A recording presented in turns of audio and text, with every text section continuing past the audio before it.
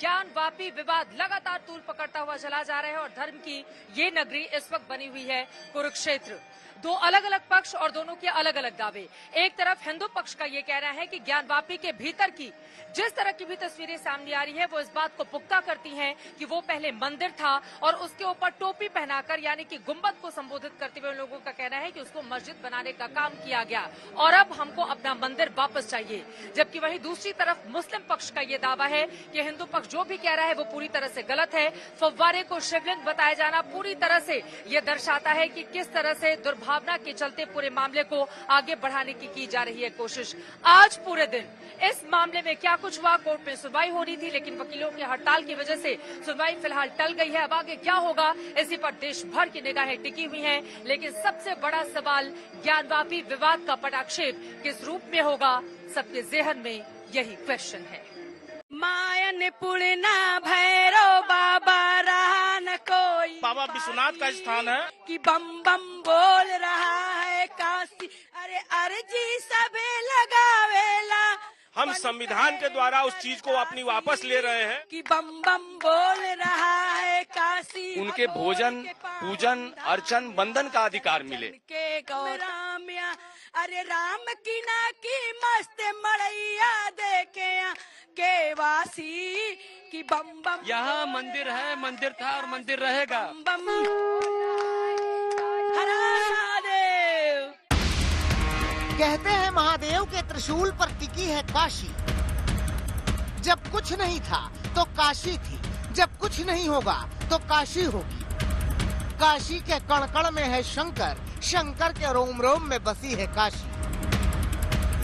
तो महादेव के नाम पर महकने वाली काशी इन दिनों महादेव के नाम पर ही विवादों की धुरी पर नाच रही है और विवादों की जड़ हैं ये तस्वीरें। ज्ञानवापी में सर्वे के बाद सामने आई इन तस्वीरों को कोई शिवलिंग बताता है, कोई फव्वारा, और अब है विवाद बहुत सारा। बहुत बड़ी जीत रही है। जो 352 साल से जो सत्य छिपा रहा है, जो भगवान भोलेनाथ को ये लोग छिपाए रहे, वह जनता के सामने है। और अभी सत्य आधा आया है, अभी आधा सत्य बाकी है। पूरा सत्य क्या है?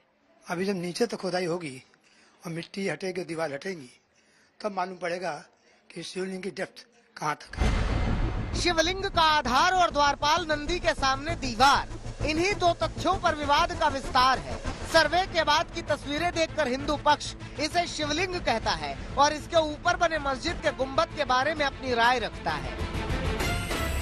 जो गुंबद तीनों बने हैं, ये गुंबद के नीचे ओरिजिनल हिंदू गुंबद है और उन गुंबद के ऊपर बड़ा गुंबद रख दिया गया है।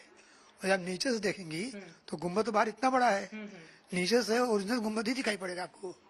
जो मंदिर का ओरिजिनल गुंबद है वो आज बड़ी गुंबद के नीचे है। आपने देखा है? बिल्कुल देखा है, तब बता रहा हूँ कि छोटा गुंबद है वो मंदिर का गुंबद है, उसके ऊपर बड़ा गुंबद रखकर मस्जिद में कन्वर्ट और तीनों गुंबद। इन दलीलों के पीछे वकीलों का क्या कहना है उसे समझना जरूरी है। हिंदू पक्ष के मुताबिक जहां शिवलिंग है उस आधार के नीचे काफी मलबा और सीमेंट भरा गया है। मुस्लिम पक्ष कहता है कि वजू खाने में बना वो फव्वारा है जिसके पानी का इस्तेमाल वजू के लिए होता है। हिंदू पक्ष कहता है कि मलबा भरकर शिवलिंग के स्वरूप को बदलने की कोशिश हुई। मुस्लिम पक्ष कहता है कि नीचे तहखाना है तो शिवलिंग ऊपर कैसे हो सकता है। सर्वे करने गई टीम ने भी कहा था कि कुंड के नीचे हिस्से की जांच नहीं हो पाई क्योंकि यहां जाना मुमकिन नहीं था। इसी बात को आधार बताकर हिंदू पक्ष मांग कर रहा है कि पता होना चाहिए कि शिवलिंग का आधार कितना नीचे है। यहां के मलबे और बांस बल्लियों को भी हटाना चाहिए। कल कोर्ट ने जो अजय मिश्रा एडवोकेट कमिश्नर थे उनको हटाने का आदेश पारित किया है और उसका कारण ये था कि एक प्राइवेट कैमरामैन उन्होंने हायर किया था जो सर्वे की जितनी बातें थी उनको लीक करा था, इसलिए कोर्ट ने ये आदेश पारित किया है। इसके अलावा हमने एप्लीकेशन लगाई है वहाँ पे कि जो वजू खाने के नीचे दीवार है उसको तोड़ा जाए और वहाँ पे जाने की इजाज़त दी जाए, उसका जो मलबा है उसको हटाया जाए। उस पर कोर्ट अपना आदेश आज पारित करेगा। हिंदू पक्ष की वाराणसी कोर्ट से दूसरी बड़ी मांग नंदी के सामने की दीवार को लेकर है। ये दीवार भी तहखाने में ही है। नंदी का मुंह उस दीवार की तरफ ही है जिसके दूसरी तरफ वजू खाने में आकृति मिली है। हिंदू पक्ष मानता है कि नंदी शिवलिंग की तरफ ही देख रहे हैं, इसलिए तहखाने की दीवार गिराई जाए और सीधा रास्ता खोला जाए ताकि पूजा पाठ शुरू हो सके। लेकिन मुस्लिम पक्ष इस तर्क को काटता है। ये पहली मंजिल पर है, ये पहली में इसके नीचे जो है तहखाना है। तो तहखाने के ऊपर पहली मंजिल पर छत पर तो शिवलिंग नहीं हो सकता। शिवलिंग तो जमीन में होता है।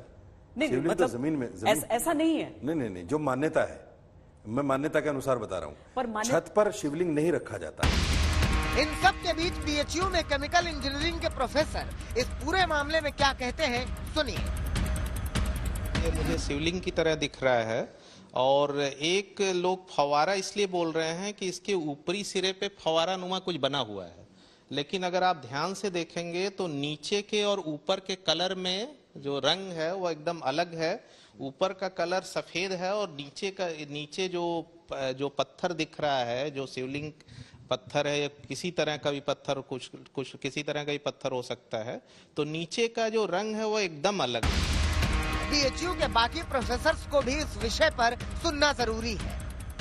वो सर्वेक्षण का अधिकार उस एक्ट के अंतर्गत जब तक पार्लियामेंट उस लॉ को रिपील न कर दे या अमेंड न कर दे, तब तक तो जो भी पक्ष जिसके खिलाफ अगर उसको लगता है ये बात जा रही है, उसको अपना वो क्लेम करने का अधिकार है। वहाँ पे जो पहचान है, जो भी कैरेक्टर्स है, जो भी सारी चीजें, वो तो इंडिकेट यही कर रहे हैं कि यहाँ पर कभी मंदिर था, प्राचीन मंदिर जो है, तो इस चीज से मुंह मोड़ा नहीं जा सकता। तो जब हम उसको वास्तविकता में लाना चाह रहे हैं तो आपको क्यों इतना कष्ट हो रहा है?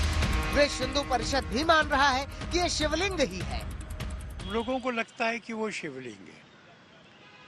कमिश्नर अपनी रिपोर्ट पेश करेंगे, दोनों पार्टियों को उस रिपोर्ट पर अपनी आपत्तियां दर्ज करने का अधिकार होगा। कुछ गवाही कराना चाहेंगे तो गवाही होगी।